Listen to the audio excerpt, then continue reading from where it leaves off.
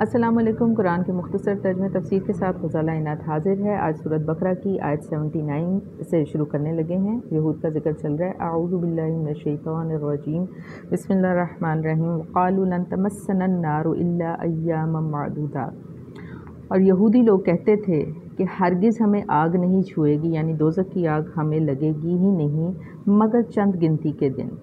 اس کی تفسیر کچھ یوں ہے کہ ان کا خیال یہ تھا کہ وہ 40 دنوں تک جو انہوں نے وہ بچھڑا پوجا تھا سامری کے دور میں ان کے آباء و اجداد نے، تو ان کا خیال یہ تھا، عقیدہ یہ تھا کہ ہمیں اگر اول تو آگ ہمیں چھوئے گی ہی نہیں، لیکن ان کیس اگر ہمیں دوزخ میں ڈالا گیا تو 40 دن سے زیادہ ہمیں آگ نہیں چھوئے گی۔ اب یہ ان کا دعویٰ تھا۔ اس کا جواب کیا آتا ہے؟ قل، کہہ دیجئے، اتخذتم عند اللہ عہدا فلن یخلف اللہ عہدہ ام تقولون علی اللہ۔ اس کا جواب اللہ تعالیٰ کی طرف سے آتا ہے کہ ان سے کہیے کہ کیا تم نے بارگاہ الہی سے کوئی وعدہ لے لیا ہے؟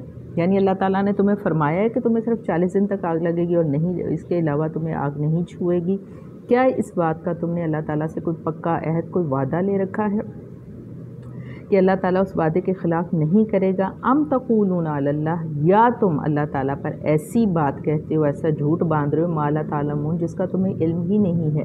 یعنی سیدھا سیدھا اللہ تعالیٰ پر تم کوئی جھوٹ باندھ رہے ہو، ایسی بات کہہ رہے ہو جس بات کا تمہیں علم ہی نہیں ہے۔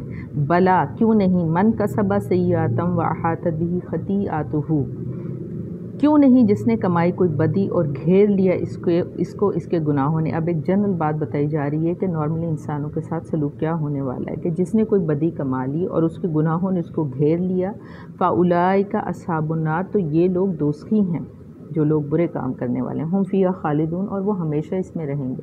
اللہم اجرنی من النار۔ جب بھی قرآن میں آپ یہ والی آیت یہ آئیں جس میں ہو کہ جی دوزخی لوگ، برے کام کرنے والے لوگ دوزخ میں رہیں گے، تو ہمیشہ دوزخ سے پناہ مانگنی چاہیے، اور جب جنت کا ذکر آئے تو ہمیشہ جنت کا سوال کرنا چاہیے۔ ہم فیہا خالدون، اس میں رہیں گے۔ وَإِذْ أَخَذْنَا مِيثَاقَ بَنِي إِسْرَائِيلَ، اور جب ہم نے لیا عہد بنی اسرائیل سے، لا تعبدون الا اللہ، کہ تم اللہ کے سوا کسی کی عبادت نہیں کرو گے، یہ بنی اسرائیل سے عہد لیا گیا۔ وَبِالْوَالِدَيْنِ إِحْسَانًا وَذِي الْقُرْبَى وَالْيَتَامَى وَالْمَسَاكِينِ، اور اپنے والدین کے ساتھ نیک سلوک کرو گے۔ بنی اسرائیل سے عہد لیا گیا، اللہ کے ساتھ شریک نہیں کرو گے، اپنے والدین کے ساتھ حسن سلوک کرو گے، اور اپنے رشتہ داروں کے ساتھ، یتیموں اور مسکینوں کے ساتھ نیک سلوک کرو گے۔ یہ عہد لیے گئے تھے، یہ عہد نہیں لیا گیا تھا کہ آپ کو آگ میں ہی نہیں ڈالا جائے گا۔ چنانچہ وَقُولُوا لِلنَّاسِ حُسْنًا، اور لوگوں کے ساتھ کرو گے ہمیشہ اچھی بات، وَأَقِیمُوا الصَّلَاةَ وَآتُوا الزَّکَاةَ، اور نماز قائم کرو گے اور زکوٰۃ دو گے۔ بنی اسرائیل کو بھی یہی احکام تھے۔ ثُمَّ تَوَلَّیْتُم، پھر تم پھر گئے اس بات سے۔ عہد یہ لیے گئے تھے، والدین کے ساتھ نیک سلوک کرنا ہے، اللہ کے ساتھ کسی کو شریک نہیں کرنا، رشتہ داروں کے ساتھ، غریبوں مسکینوں کے ساتھ اچھا سلوک کرنا ہے، لوگوں کے ساتھ اچھی بات کہنی ہے، نماز قائم کرنی، زکوٰۃ دینی ہے۔ یہ عہد لیے گئے تھے بنی اسرائیل سے، اور ان عہد لینے کے بعد ثم تولیتم، فرمایا جاتا ہے کہ تم پھر گئے اس بات سے، ان وعدوں سے تم پھر گئے۔ الا قلیل منکم، لیکن تم میں سے کچھ لوگ ایمان والوں کا ایک گروہ قائم رہا، اور باقی زیادہ تر لوگ ان وعدوں سے پھر گئے جو کیے گئے تھے۔ وانتم مورزون، اور تم تھے ہی پھر جانے والے۔ یعنی جو لوگ پھر جاتے ہیں اپنے وعدوں سے، تو وہ گروہ ہی ایسا ہوتا ہے کہ ان کے اندر کچھ جراثیم ہوتے ہیں پھر جانے والے، لیکن ایک گروہ بنی اسرائیل کا بھی ذکر ہے کہ اس میں بھی ایک گروہ ایمان پر قائم رہنے والا تھا۔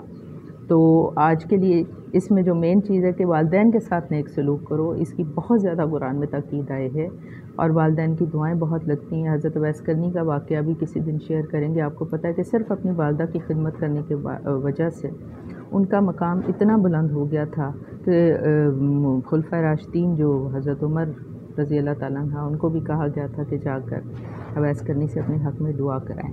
لہٰذا والدین کی خدمت بہت ضروری ہے۔ اللہ تعالیٰ آپ کو بھی، ہمیں بھی اپنے والدین کی خدمت کرنے کی، ان کے لیے دعائے خیر کرنے کی توفیق عطا فرمائے۔ آمین۔ آج کے لیے اتنا ہی کافی۔